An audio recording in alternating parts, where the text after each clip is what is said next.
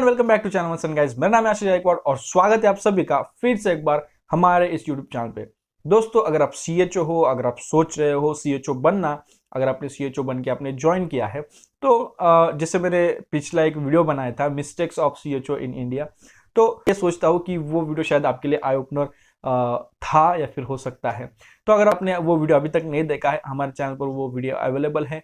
हो सके तो मैं ऊपर आई बटन पर उसके लिंक दे दूंगा, आप वहां से इस वीडियो को देखने के बाद आप वो वीडियो देख सकते हो। तो इस वीडियो में हम बात करने वाले हैं क्यों इंडिया में जो इंडियन हेल्थ मिनिस्ट्री है या फिर ministry of health and family welfare, इस डिपार्टमेंट ने इस नेशनल हेल्थ मिशन के अंडर जो आयुष्मान भारत है इसको क्यों बनाया, या फिर आयुष्मान भारत के अंडर कम्युनिटी हेल्थ ऑफिसर या फिर मिड लेवल हेल्थ प्रोवाइडर इस कैडर को क्यों लेके आए।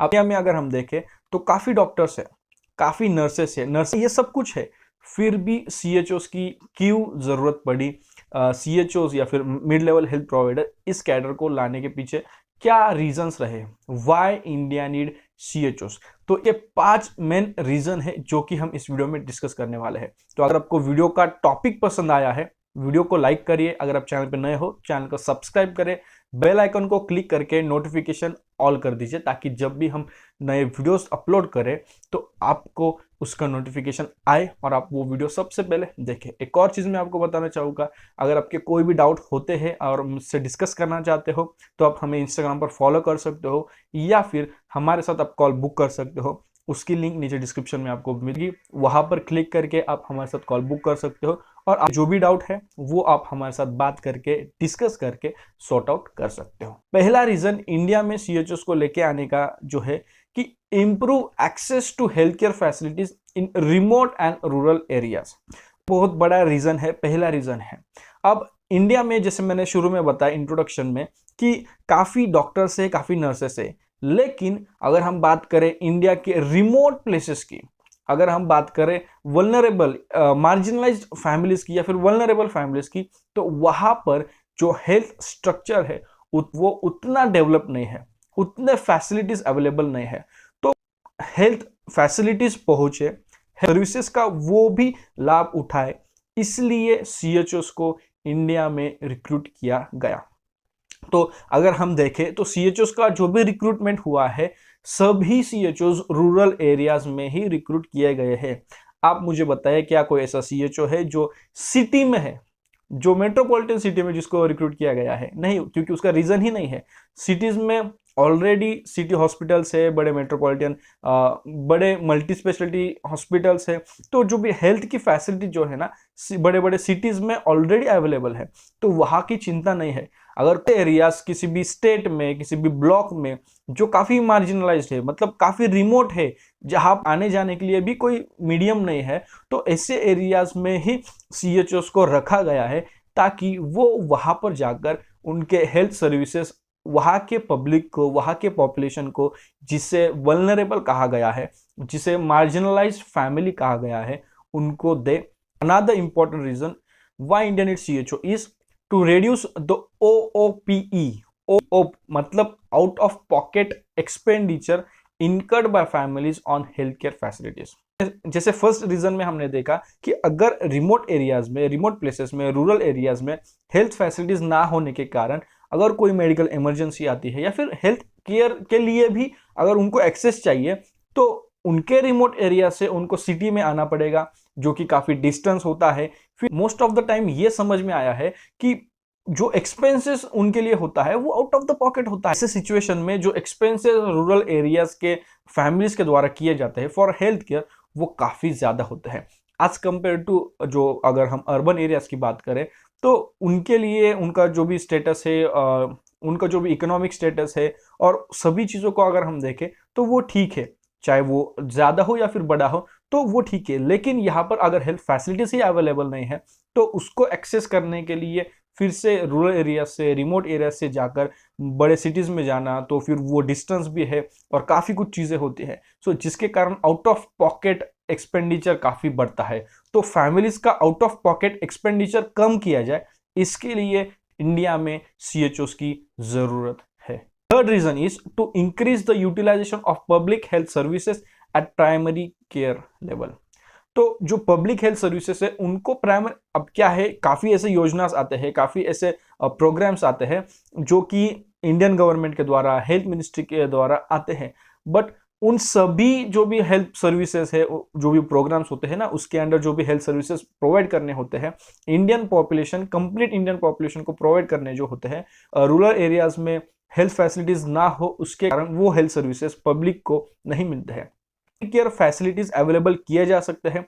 तो इस प्राइमरी केयर लेवल पर ही जो पब्लिक हेल्थ सर्विसेज है उनको यूटिलाइज किया जाए, उन हेल्थ सर्विसेज को इंप्लीमेंट किया जाए, और जो भी मार्जिनलाइज फैमिली है, वल्नरेबल फैमिलीज है रूरल एरियाज में, रिमोट एरियाज में, उनको पब्लिक हेल्थ सर्विसेज मिले, जो कि गवर्नमेंट के थ्रू आता है, इंडियन मिनिस्ट्री के थ्रू आता है, कि health services in remote families को मिले, इसलिए CHOs की जरूरत है।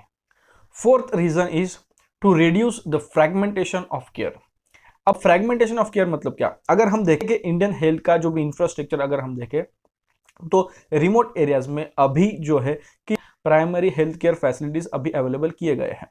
तो एक एग्जांपल ले, तो अगर कोई ANC मदर है, तो ANC सर्विसेज के लिए अगर वो कोई ब्लॉक या फिर सिटी प्रेफर करते हैं, तो सिर्फ ANC सर्विसेज के लिए उनको वो पर्टिकुलर जो भी गायनेकोलॉजिकल हॉस्पिटल है उसको उनको देखना पड़ेगा, उसको उनको अप्रोच करना पड़ेगा। अगर चाइल्ड के रिलेटेड कोई इमरजेंसी है तो वो चाइल्ड हॉस्पिटल में जाएंगे, अगर अडल्ट के लिए कोई इमरजेंसी है तो वो अडल्ट हॉस्पिटल में जाएंगे, अगर जीरेट्रिक हो तो वो जीरेट्रिक में जाएगा, अगर ENT का प्रॉब्लम हो तो वो ENT के हॉस्पिटल में जाएगा। तो ये जो केयर है ना, हेल्थ सर्विसेज, ये फ्रेगमेंटेड होते हैं, अलग अलग इंस्टीट्यूशंस अप्रोच करने पड़ रहे हैं। तो ये ना हो, ये फ्रेगमेंटेशन रोकने के लिए CHOs को लेके आए हैं, CHOs की जरूरत पड़ी है। अब CHOs के थ्रू कैसे होगा? तो CHOs at the health and wellness sub centre वो आपका NCD, नॉन कम्युनिकेबल डिसीजेस का स्क्रीनिंग करते हैं, जिसमें hypertension, blood pressure, oral cancer, breast cancer, cervical cancer जैसे डिसीजेस का, नॉन कम्युनिकेबल डिसीजेस का स्क्रीनिंग करते हैं। फिर उसके TB स्क्रीनिंग भी होता है। अभी की डेट में अपडेटेड सर्विसेज भी ऐड किए गए हैं, जैसे कि पैलिएटिव केयर है, ENT सर्विसेज है, मेंटल हेल्थ क्लिनिक्स भी अभी सब सेंटर लेवल पर शुरू होने वाले हैं और काफी स्टेट्स में शुरू हुए हैं। तो सब कुछ प्राइमरी हेल्थ लेवल पर अवेलेबल किया जा रहा है। ये होगा कि जो फ्रेगमेंटेशन हो रहा था इससे पहले केयर में, हेल्थ केयर में, वो नहीं होगा। तो डायबिटीज का पेशेंट हो या फिर हाइपरटेंशन का पेशेंट हो, उसकी ट्रीटमेंट कहाँ से होगी? सब सेंटर लेवल पर उनका डायग्नोसिस होगा या फिर जो भी स्क्रीनिंग होगा, फिर उसके बाद प्राइमरी लेवल पर ही उनको ट्रीटमेंट मिलेगी। तो पहले फ्रेगमेंटेशन हो रहा था वो स्टॉप होगा, और इसलिए अब CHO के पहले वहां पर सब सेंटर लेवल पर हेल्थ एंड वेलनेस सेंटर पर कौन था? ANM थे, MPW थे, और हेल्थ जो HA जिन्हें कहते हैं, मेडिकल ऑफिसर्स हर एक सब सेंटर पे जाकर नहीं देख सकते, इसलिए एक मेडिकल ऑफिसर लेवल का एक प्रोफेशनल होना चाहिए जो कि होगा CHO। This the reason India में CHO की जरूरत है। Fifth and last reason why India need CHO is to reduce the workload on secondary and tertiary health care. तो CHOs के रिक्रूटमेंट से पहले कोई भी डिसीज हो, कोई भी डिसऑर्डर हो, तो most of the public, most of the population, क्योंकि उनके एरियाज में, रूरल एरियाज में, रिमोट एरियाज में हेल्थ फैसिलिटी नहीं थी, ना होने के कारण वो secondary, tertiary health care facilities है उन पर डिपेंड हुआ करते थे।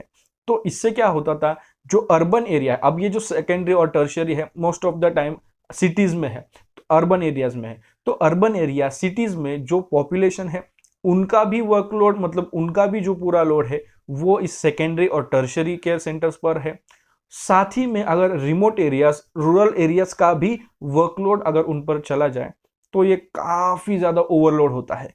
तो इस ओवरलोड को कम करने के लिए प्राइमरी लेवल पर ही सभी सुविधा, सभी हेल्थ फैसिलिटीज, सभी हेल्थ सर्विसेज अगर प्रोवाइड किया जाए तो ये वर्कलोड कम होगा। इसलिए पूरा प्लानिंग करने के बाद CHOs इस कैडर को लेके आए हैं।